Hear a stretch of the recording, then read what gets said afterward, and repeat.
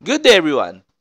In this short YouTube video, I am going to discuss what is next. So, as of the last 2 weeks, I've been very busy and I've also been sick. So, that's why I haven't uploaded for some time now. So, today, I am just going to give you a preview on what is going to be our discussion for the remaining months of July. So, this going to be a special video from 23, 26 until August 2. So, 4 meetings na special video on what is special about this 2024 na we have passed by the first half of the Lord's mercy unto His coming wrath. So, you might be asking me, so why is it that we haven't felt any sort of wrath from the Lord? So, the Lord's answer is it is not really because He is kind. The Lord's kindness has been bestowed in the pre-pandemic time. So, the one that you're experiencing is not really an act of grace, but it is just a short break on another huge crisis to come. The COVID pandemic was just a warm-up on things to come. So, there will be war. So, nagkaroon ng outage sa Microsoft between locals. So, I've been noticing some conspiracy theories that it is going to be a start of another world war. Sabi ni Lord, not yet. It is just a conspiracy theory. Wala pa rin gera mangyayari or wala pa rin digmaang mangyayari. That's what the Lord has been saying to me in the 2020s. So, there is no imminent war to come. Do not worry, brethren of the Lord. So, it is not yet war season. Because most of the countries are not yet ready unto the consequence of this war that they're preparing. So, nakagulat na sila rin, yung mga Satanists mismo ay hindi pa ready sa plano nila. This is what the Lord has said. Do not worry, there is no war to come. Next. So, what is another pandemic to come? So, darating na ba tayo na sa panahon na the vaccinated is going to slowly reap the consequences? Sabi ni Lord, yes. 2024 to 2025, the later parts of 2024 is going to be the first wave of the vaccinated illness. Yung mga side effects ng mga nagpabakuna ay unti-unti na nilang mararamdaman on the later parts of 2024. This is what the Lord has said. So, all these videos that I'm going to produce in YouTube until August 2 are special videos.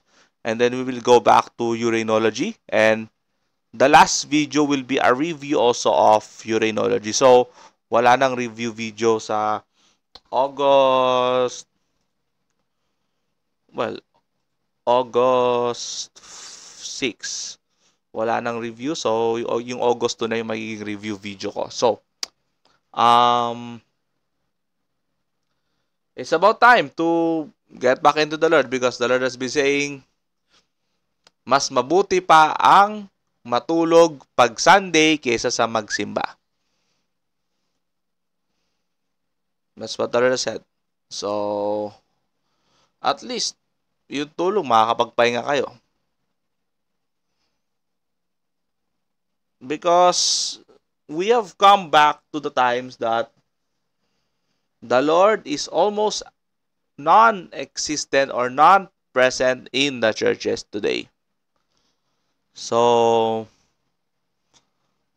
I mean, the Lord said the Lord does not want this kind of pathway, but He has no choice but to go with it, and for the people to realize it might be a little bit too late.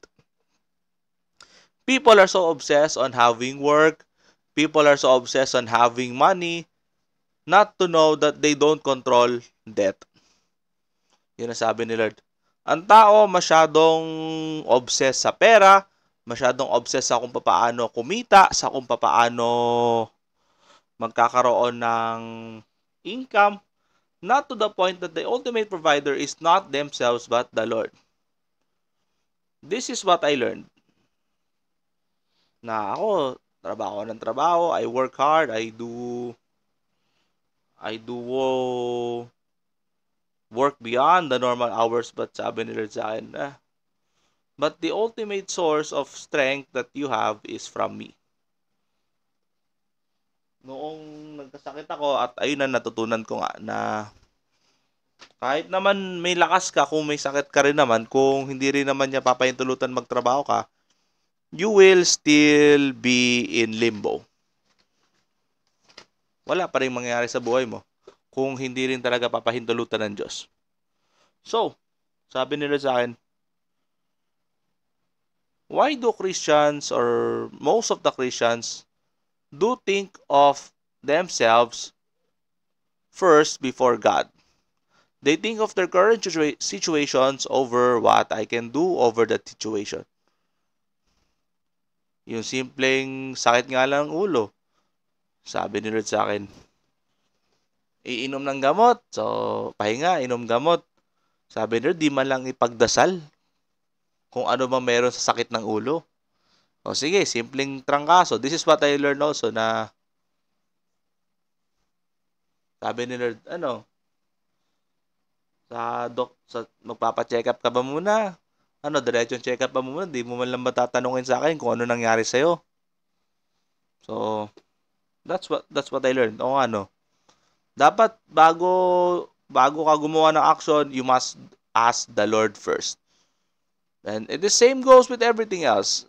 In everything else, we need to put the Lord first. Or else, our lives might be in grave danger. So, yun lang naman muna sa ngayon. I'll see you on Tuesday. God bless.